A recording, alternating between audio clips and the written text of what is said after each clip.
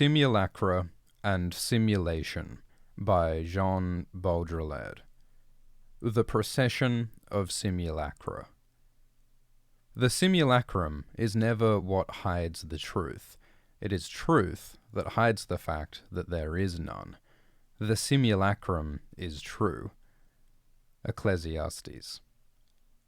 If once we were able to view the Borgia's fable, in which the cartographers of the empire draw up a map so detailed that it ends up covering the territory exactly, the decline of the empire witnesses the fraying of this map little by little, and its fall into ruins, though some shreds are still discernible in the deserts. The metaphysical beauty of this ruined abstraction testifying to a pride equal to the empire and rotting it like a carcass, returning to the substance of the soil, a bit as the double ends by being confused with the real through aging. As the most beautiful allegory of simulation, this fable has now come full circle for us, and possesses nothing but the discreet charm of second-order simulacra. Today, abstraction is no longer that of the map, the double, the mirror, or the concept. Simulation is no longer that of a territory, a referential being, or a substance.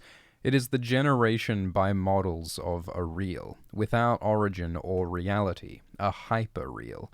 The territory no longer precedes the map, nor does it survive it.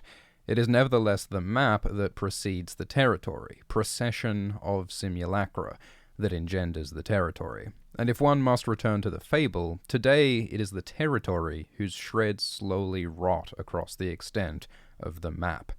It is the real, and not the map, whose vestiges persist here and there in the deserts that are no longer those of the empire but ours, the desert of the real itself. In fact, even inverted, Borgia's fable is unusable. Only the allegory of the empire, perhaps, remains. Because it is with this same imperialism that present-day simulators attempt to make the real, all of the real, coincide with their models of simulation. But it is no longer a question of either maps or territories. Something has disappeared. The sovereign difference between one and the other that constituted the charm of abstraction, because it is difference that constitutes the poetry of the map and the charm of the territory, the magic of the concept and the charm of the real. This imaginary of representation, which simultaneously culminates in and is engulfed by the cartographer's mad project of the ideal coextensivity of map and territory, disappears in the simulation whose operation is nuclear and genetic, no longer at all specular or discursive. It is all of metaphysics that is lost. No more mirror of being and appearances, of the real and its concept. No more imaginary coextensivity. It is genetic miniaturization that is the dimension of simulation. The real is produced from miniaturized cells, matrices, and memory banks, modes of control, and it can be reproduced an indefinite number of times from these. It no longer needs to be rational, because it no longer measures itself against either an ideal or negative instance. It is no longer anything but operational. In fact, it is no longer really the real, because no imaginary envelops it anymore. It is a hyperreal, produced from a radiating synthesis of combinatory models in a hyperspace without atmosphere. By crossing into a space whose curvature is no longer that of the real nor that of truth, the era of simulation is inaugurated by a liquidation of all referentials. Worse, with their artificial resurrection in the systems of signs, a material more malleable than meaning, in that it lends itself to all systems of equivalences, to all binary oppositions, to all combinatory algebra. It is no longer a question of imitation, nor duplication, nor even parody. It is a question of substituting the signs of the real for the real. That is to say, of an operation of deterring every real process via its operational double, a programmatic, metastable, perfectly descriptive machine that offers all the signs of the real and short-circuits all its vicissitudes. Never again will the real have the chance to produce itself. Such is the vital function of the model in a system of death, or rather of anticipated resurrection, that no longer even gives the event of death a chance. A hyperreal henceforth sheltered from the imaginary, and from any distinction between the real and the imaginary, leaving room only for the orbital recurrence of models, and for the simulated generation of differences. The divine irreference of images. To dissimulate is to pretend not to have what one has. To simulate is to feign to have what one doesn't. One implies a presence, the other an absence. But it is more complicated than that, because simulating is not pretending. Whoever fakes an illness can simply stay in bed and make everyone believe he is ill. Whoever simulates an illness produces in himself some of the symptoms. Therefore, pretending or dissimulating leaves the principle of reality intact. The difference is always clear. It is simply masked. Whereas simulation threatens the difference between the true and the false, the real and the imaginary. Is the simulator sick or not, given that he produces true symptoms? Objectively, one cannot treat him as being either ill or not ill. Psychology and medicine stop at this point, forestalled by the illness's henceforth undiscoverable truth. For if any symptom can be produced, and can no longer be taken as a fact of nature, then every illness can be considered as simulatable and simulated, and medicine loses its meaning, since it only knows how to treat real illnesses according to their objective causes. Psychosomatics evolves in a dubious manner at the borders of the principle of illness. As to psychoanalysis, it transfers the symptom of the organic order to the unconscious order. The latter is new, and taken for real, more real than the other. But why would simulation be at the gates of the unconscious? Why couldn't the work of the unconscious be produced in the same way as any old symptom of classical medicine? Dreams already are. Certainly, the psychiatrist purports that for every form of mental alienation, there is a particular order in the succession of symptoms of which the simulator is ignorant, and in the absence of which the psychiatrist would not be deceived.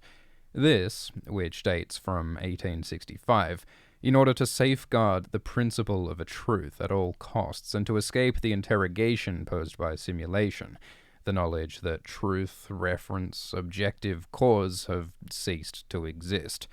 Now, what can medicine do with what floats on either side of illness, on either side of health, with the duplication of illness in a discourse that is no longer either true or false? What can psychoanalysis do with the duplication of the discourse of the unconscious in the discourse of simulation that can never again be unmasked, since it is not false either? What can the army do about simulators? Traditionally, it unmasks them and punishes them, according to a clear principle of identification. Today, it can discharge a very good simulator as exactly equivalent to a real homosexual, a heart patient, or a madman. Even military psychology draws back from Cartesian certainties and hesitates to make the distinction between true and false, between the produced and the authentic symptom. If he is this good at acting crazy, it's because he is. Nor is military psychology mistaken in this regard. In this sense, all crazy people simulate, and this lack of distinction is the worst kind of subversion. It is against this lack of distinction that classical reason armed itself in all its categories, but it is what today again outflanks them, submerging the principle of truth. Beyond medicine and the army, favored terrains of simulation, the question returns to religion and the simulacrum of divinity. I forbade that there be any simulacra in the temples, because the divinity that animates nature can never be represented. Indeed, it can be, But what becomes of the divinity when it reveals itself in icons, when it is multiplied in simulacra? Does it remain the supreme power that is simply incarnated in images as a visible theology? Or does it volatilize itself in the simulacra that alone deploy their power and pomp of fascination? The visible machinery of icons substituted for the pure and intelligible idea of God. This is precisely what was feared by iconoclasts, whose millennial quarrel is still with us today. This is precisely because they predicted this omnipotence of simulacra, the faculty simulacra have of effacing God from the conscience of man, and from the destructive and the destructive annihilating truth that they allowed to appear. That deep down God never existed, that only the simulacrum ever existed, even that God himself was never anything but his own simulacrum. From this came their urge to destroy the images. If they could have believed that these images only obfuscated or masked the Platonic idea of God, there would have been no reason to destroy them. One can live with the idea of distorted truth, but their metaphysical despair came from the idea that the image didn't conceal anything at all, and that these images were in essence not images, such as an original model would have made them, but perfect simulacra, forever radiant with their own fascination. Thus, the death of the divine referential must be exercised at all costs. One can see that the iconoclasts, whom one accuses of disdaining and negating images, were those who accorded them their true value, in contrast to the iconolators who only saw reflections in them, and were content to venerate a filigree god. On the other hand, one can say that the icon worshippers were the most modern minds, the most adventurous, because in the guise of having God become apparent in the mirror of images, they were already enacting his death and his disappearance in the epiphany of his representations, which perhaps they already knew no longer represented anything, that they were purely a game, but that was therein that the great game lay, knowing also that it is dangerous to unmask images, since they dissimulate the fact that there is nothing behind them. This was the approach of the Jesuits, who founded their politics on the virtual disappearance of God, and on the worldly and spectacular manipulation of consciences, the evanescence of God in the epiphany of power, the end of transcendence, which now only serves as an alibi for a strategy altogether free of influences and signs. Behind the baroqueness of images hides the eminence grease of politics. This way, the stake will always have been the murderous power of images, murderers of the real, murderers of their own model, as the Byzantine icons could be those of divine identity. To this murderous power is opposed that of representations as a dialectical power, the visible and intelligible mediation of the real. All Western faith and good faith became engaged in this wager on representation, that a sign could refer to the depth of meaning, that a sign could be exchanged for meaning, and that something could guarantee this exchange. God, of course. But what if God himself can be simulated, that is to say, can be reduced to the signs that constitute faith? Then the whole system becomes weightless. It is no longer itself anything but a gigantic simulacrum, not unreal, but a simulacrum. That is to say, never exchanged for the real, but exchanged for itself, in an uninterrupted circuit without reference or circumference. Such is simulation, insofar as it is opposed to representation. Representation stems from the principle of the equivalence of the sign and of the real. Even if this equivalence is utopian, it is a fundamental axiom. Simulation, on the contrary, stems from the utopia of the principle of equivalence, from the radical negation of the sign as value, from the sign as the reversion and death sentence of every reference. Whereas representation attempts to absorb simulation by interpreting it as a false representation, simulation envelops the whole edifice of representation itself as a simulacrum. Such would be the successive phases of the image. It is the reflection of a profound reality. It masks and denatures a profound reality. It masks the absence of a profound reality. It has no relation to any reality whatsoever. It is its own pure simulacrum.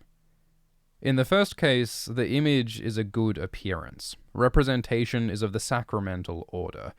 In the second, it is an evil appearance. It is the order of maleficence. In the third, it plays at being an appearance. It is the order of sorcery. In the fourth, it is no longer of the order of appearances, but of simulation. The transition from signs that dissimulate something to signs that dissimulate that there is nothing marks a decisive turning point. The first reflects a theology of truth and secrecy, to which the notion of ideology still belongs. The second inaugurates the era of simulacra and of simulation, in which there is no longer a God to recognize his own, no longer a last judgment to separate the false from the true, the real from its artificial resurrection, as everything is already dead and resurrected in advance. When the real is no longer what it was, nostalgia assumes its full meaning. There is a plethora of myths of origin and signs of reality, a plethora of truth, of secondary objectivity and authenticity, escalation of the true, of lived experience, resurrection of the figurative, where the object and substance have disappeared, panic-stricken production of the real and of the referential, parallel to and greater than the panic of material production. This is how simulation appears in the phase that concerns us, a strategy of the real, of the neo-real and the hyper-real, that everywhere is the double of a strategy of deterrence. Ramses, or the rosy-colored resurrection. Ethnology brushed up against its paradoxical death in 1971, the day when the Philippine government decided to return the few dozen Tassidae who had just been discovered in the depths of the jungle, where they had lived for 8 centuries without any contact with the rest of the species, to their primitive state, out of reach of colonizers, tourists, and ethnologists. This at the suggestion of the anthropologists themselves, who were seeing the indigenous people disintegrate immediately upon contact, like mummies in the open air. In order for ethnology to live, its object must die. By dying, the object takes its revenge for being discovered, and with its death, defies the science that wants to grasp it. Doesn't all science live on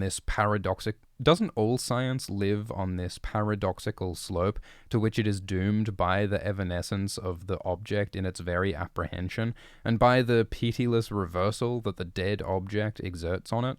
Like Orpheus, it always turns around too soon, and like Eurydice, its object falls back into Hades. It is against this hell of the paradox that the ethnologist wished to protect themselves by cordoning off the Tassidae with virgin forest. No one can touch them any more. As in a mine, the vein is closed down. Science loses precious capital there, but the object will be safe, lost to science, but intact in its virginity. It is not a question of sacrifice. Science never sacrifices itself, it is always murderous, but of the simulated sacrifice of its object in order to save its reality principle. The Tassidae, frozen in their natural element, will provide a perfect alibi, an eternal guarantee. Here begins an anti-ethnology that will never end, and to which Jorlin, Castaneda, Clustres are various witnesses. In any case, the logical evolution of a science is to distance itself increasingly from its object, until it dispenses with it entirely. Its autonomy is only rendered even more fantastic. It attains its pure form. The Indian thus returned to the ghetto, in the glass coffin of the virgin forest, again becomes the model of simulation of all the possible Indians from before ethnology. This model thus grants itself the luxury to incarnate itself beyond itself in the brute reality that these Indians it has itself entirely reinvented. Savages who are indebted to ethnology for still being savages. What a turn of events. What a triumph for this science that seemed dedicated to their destruction. Of course, these savages are posthumous. Frozen, cryogenized, sterilized, protected to death. They have become referential simulacra, and science itself has become pure simulation. The same holds true at Crusoe, at the level of the open museum, where one museumified in situ as historical witnesses of their period. Entire working-class neighborhoods, living metallurgical zones, an entire culture, men, women, and children included. Gestures, languages, customs fossilized alive, as in a snapshot. The museum, instead of being circumscribed as a geometric site, is everywhere now, like a dimension of life. Thus, ethnology, rather than circumscribing itself as an objective science, will today, liberated from its object, be applied to all living things, and make itself invisible, like an omnipresent fourth dimension, that of the simulacrum. We are all Tassidaes, Indians who have again become what they were, simulacral Indians who at last proclaim the universal truth of ethnology. We have all become living specimens in the spectral light of ethnology, or of anti-ethnology, which is nothing but the pure form of triumphal ethnology under the sign of dead differences, and of the resurrection of differences. It is thus very naive to look for ethnology in the savages, or in some third world.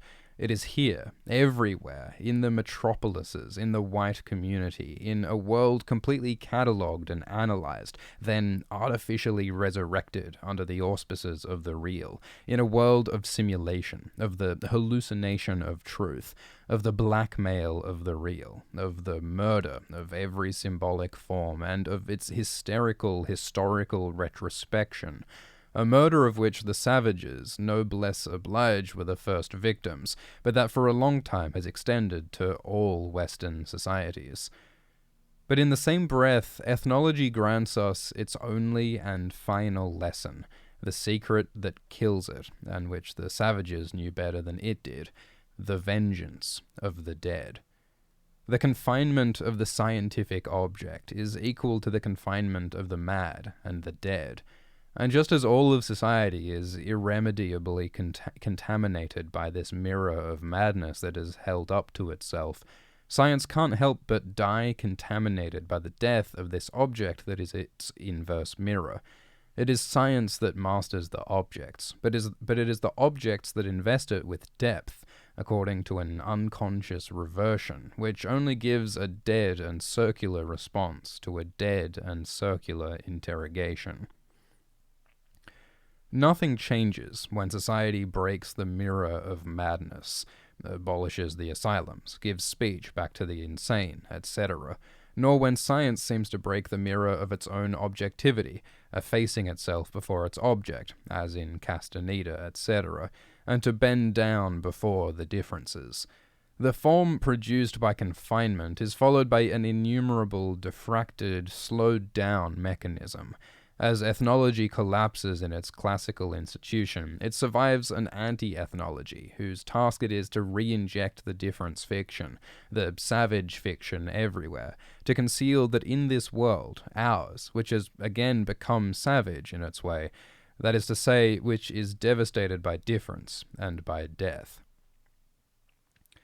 In the same way, but with the pretext of saving the original, one forbade visitors to enter the Lascaux caves, but an exact replica was constructed 500 meters from it, so that everyone could see them. One glances through a peephole at the authentic cave, and then one visits the reconstituted whole.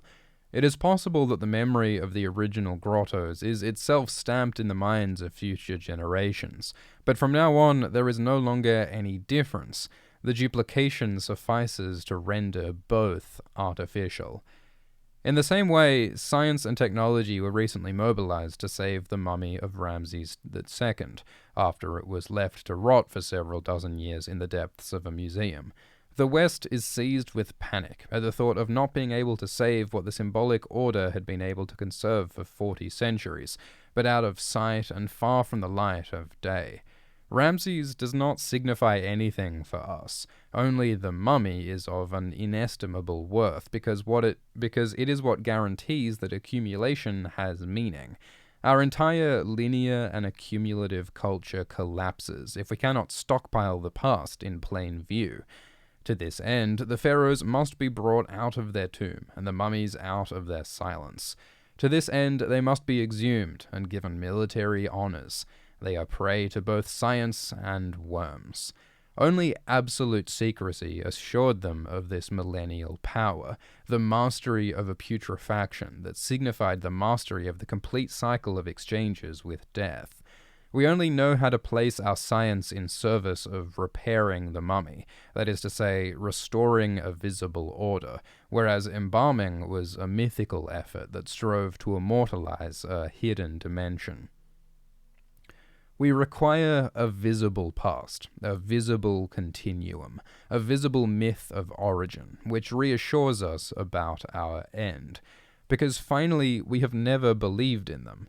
Whence this historic scene of the reception of the mummy at the Orly airport? Why? Because Ramses was a great despotic and military figure? Certainly, but mostly because our culture dreams, behind this defunct power that it tries to annex, of an order that would have had nothing to do with it, and it dreams of it because it exterminated it by exhuming it as its own past. We are fascinated by Ramses, as Renaissance Christians were by the American Indians, those human beings who had never known the word of Christ. Thus, at the beginning of colonization, there was a moment of stupor and bewilderment before the very possibility of escaping the universal law of the gospel. There were two possible responses: either admit that this law was not universal, or exterminate the Indians to efface the evidence. In general, one contented oneself with converting them, or even simply discovering them, which would suffice to slowly exterminate them. Thus, it would have been enough to exhume Ramses to ensure his extermination by museumification, because mummies don't rot from worms. They die from being transplanted from a slow order of the symbolic, master of a putrefaction and death, to an order of history, science, and museums, our order, which no longer masters anything, which only knows how to condemn what preceded it to decay and death, and subsequently to try to revive it with science. Irreparable violence toward all secrets, the violence of a civilization without secrets, hatred of a whole civilization for its own foundation. And just as with ethnology, which plays at extricating itself from its object to better secure itself in its pure form, demuseumification is nothing but another spiral in artificiality. Witness the cloister of St. Michael de Cuxa, which one will repatriate at great cost from the cloisters in New York to reinstall it in its original site. And is everyone supposed to applaud this restitution, as they did the experimental campaign to take back the sidewalk on the Champs-Élysées? Well, if the exploitation of the cornices was in effect an arbitrary act, if the cloisters of New York are an artificial mosaic of all cultures, following a logic of the capitalist centralization of value, their reimportation to the original site is even more artificial. It is a total simulacrum that links up with reality through a complete circumvolution. The cloister should have stayed in New York in its simulated environment, which at least fooled no one.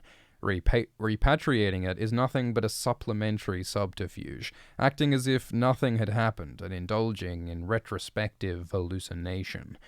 In the same way, Americans flatter themselves for having brought the population of Indians back to pre-conquest levels. One effaces everything and starts over. They even flatter themselves for doing better, for exceeding the original number. This is presented as proof of the superiority of the civilization. It will produce more Indians than they themselves were able to do. With sinister derision, this overproduction is again a means of destroying them, for Indian culture, like all tribal culture, rests on the limitation of the group and the refusal of any unlimited increase, as can be seen in Ishi's case. In this way, their demographic promotion is just another step towards symbolic extermination. Everywhere we live in a universe strangely similar to the original. Things are doubled by their own scenario. But this doubling does not signify, as it did traditionally, the imminence of their death. They are already purged of their death, and better than when they were alive, more cheerful, more authentic in the light of their model, like the faces in funeral homes. The hyperreal and the imaginary. Disneyland is a perfect model of all the entangled orders of simulacra. It is first of all a play of illusions and phantasms, the pirates, the frontier, the future world, etc. This imaginary world is supposed to ensure the success of the operation, but what attracts the crowds the most is, without a doubt, the social microcosm, the religious, miniaturized pleasure of real America, of its constraints and joys. One parks outside and stands in line inside. One is altogether abandoned at the exit. The only phantasmagoria in this imaginary world lies in the tenderness and warmth of the crowd, and in the sufficient and excessive number of gadgets necessary to create the multitudinous effect. The contrast with the absolute solitude of the parking lot, a veritable concentration camp, is total. Or rather, inside, a whole panoply of gadgets magnetizes the crowd in directed flows. Outside, solitude is directed at a single gadget, the automobile. By an extraordinary coincidence, but this derives without a doubt from the enchantment inherent to this universe, this frozen, childlike world is found to have been conceived and realized by a man who is himself now cryogenized, Walt Disney, who awaits his resurrection through an increase of 180 degrees centigrade. Thus, everywhere in Disneyland, the objective profile of America, down to the morphology of individuals and of the crowd, is drawn. All its values are exalted by the miniature and the comic strip, embalmed and pacified, whence the possibility of an ideological analysis of Disneyland. L. Marin did it very well in Utopiques, Digest of the American Way of Life, Panegyric of American Values, idealized transposition of a contradictory reality. Certainly. But this masks something else, and this ideological blanket functions as a cover for a simulation of the Third Order. Disneyland exists in order to hide that it is the real country, of all real America that is Disneyland. A bit like prisons are there to hide that it is the social in its entirety, in its banal omnipresence that is carceral. Disneyland is presented as imaginary in order to make us believe that the rest is real, whereas all of Los Angeles and the America that surrounds it are no longer real, but belong to the hyperreal order, and to the order of simulation. It is no longer a question of a false representation of reality, ideology, but of concerning the fact that the real is no longer real, and thus of saving the reality principle. The imaginary of Disneyland is neither true nor false. It is a deterrence machine, set up in order to rejuvenate the fiction of the real in the opposite camp. Whence the debility of the imaginary, its infantile degeneration. The world wants to be childish in order to make us believe that the adults are everywhere in the real world, and to conceal the fact that true childishness is everywhere, that it is that of the adults themselves who came here to act the child in order to foster illusions as to their real childishness. Disneyland is not the only one, however. Enchanted Village, Magic Mountain, Marine World, Los Angeles is surrounded by these imaginary stations that feed reality, the energy of the real, to a city whose mystery is precisely that of no longer being anything but a network of incessant, unreal circulation, a city of incredible proportions, but without space, without dimension. As much as electrical and atomic power stations, as much as cinema studios, this city, which is no longer anything but an immense scenario and a perpetual pan shot, needs this old imaginary, like a sympathetic nervous system made up of childhood signals and faked phantasms. Disneyland. A space of the regeneration of the imaginary, as waste treatment plants are everywhere, and even here, everywhere today one must recycle waste, and the dreams, the phantasms, the historical, fairy-like, legendary imaginary of children and adults is a waste product, the first great toxic excrement of a hyper-real civilization. On a mental level, Disneyland is the prototype of this new function, but all the sexual, psychic, somatic recycling institutes which proliferate in California belong to the same order. People no longer look at each other, but there are institutes for that. They no longer touch each other, but there is contactotherapy.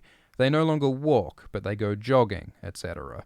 Everywhere one recycles lost faculties, or lost bodies, or lost sociality, or the lost taste for food. One reinvents penury, asceticism, vanished savage naturalness, natural food, health food, yoga. Marshall Sahlins' idea that it is the economy of the market, and not of nature at all, that secretes penury is verified, but at a secondary level. Here, in the sophisticated confines of a triumphal market economy, is reinvented a penury sign, a penury simulacrum, a simulated behavior of the underdeveloped, including the adoption of Marxist tenets, that in the guise of ecology, of energy crises, and the critique of capital, adds a final esoteric aureole to the triumph of an esoteric culture. Nevertheless, maybe a mental catastrophe, a mental implosion and involution without precedent lies in wait for a system of this kind, whose visible signs would be those of this strange obesity, or the incredible coexistence of the most bizarre theories and practices, which correspond to the improbable coalition of luxury, heaven, and money, to the improbable luxurious materialization of life, and to undiscoverable contradictions. Political incantation. Watergate. The same scenario as in Disneyland. Effect of the imaginary concealing that reality no more exists than Effect of the imaginary concealing that reality no more exists outside than inside the limits of the artificial perimeter. Here, the scandal effect hiding that there is no difference between the facts and their denunciation, identical methods on the part of the CIA and of the Washington Post journalists. Same operation, tending to regenerate through scandal a moral and political principle through the imaginary, a sinking reality principle.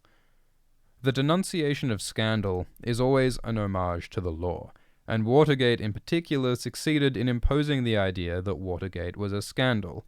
In this sense, it was a prodigious operation of intoxication, a large dose of political morality re-injected on a world scale. One could say, along with Bourdieu, the essence of every relation of force is to dissimulate itself as such, and to acquire all its force only because it dissimulates itself as such, understood as follows. Capital, immoral and without scruples, can only function behind a moral superstructure, and whoever revives this public morality through indignation, denunciation, etc., works spontaneously for the order of capital. This is what the journalists of the Washington Post did. But this would be nothing but the formula of ideology, and when Bourdieu states it, he takes the relation of force for the truth of capitalist domination, and he himself denounces this relation of force as scandal. He is thus in the same deterministic and moralistic position as the Washington Post journalists are. He does the same work of purging and reviving moral order, an order of truth in which the veritable symbolic violence of the social order is engendered, well beyond all the relations of force, which are only its shifting and indifferent configuration in the moral and political consciences of men. All that capital asks of us is to receive it as rational, or to combat it in the name of rationality, to receive it as moral, or to combat it in the name of morality. Because these are the same, which can be thought of in another way. Formerly, one worked to dissimulate scandal. Today one works to conceal that there is none. Watergate is not a scandal. This is what must be said at all costs, because it is what everybody is busy concealing, this dissimulation masking a strengthening of morality, of a moral panic as one approaches the primitive scene of capital, its instantaneous cruelty, its incomprehensible ferocity, its fundamental immorality. That is what is scandalous, unacceptable to the system of moral and economic equivalence that is the axiom of leftist thought, from the theories of the Enlightenment up to communism. One imputes this thinking to the contract of capital, but it doesn't give a damn. It is a monstrous, unprincipled enterprise, nothing more. It is enlightened thought that seeks to control it by imposing rules on it, and all the recrimination that replaces revolutionary thought today comes back to incriminate capital for not following the rules of the game. Power is unjust, its justice is a class justice, capital exploits us, etc., as if capital were linked by a contract to the society it rules. It is the left that holds out the mirror of equivalence to capital, hoping that it will comply with this phantasmagoria of the social contract, and fulfill its obligations to the whole of society. By the same token, no need for revolution. It suffices that capital accommodate itself to the rational formula of exchange. Capital, in fact, was never linked by contract to the society that it dominates. It is a society of social relations. It is a challenge to society, and it must be responded to as such. It is not a scandal to be denounced according to moral or economic rationality, but a challenge to take up according to symbolic law.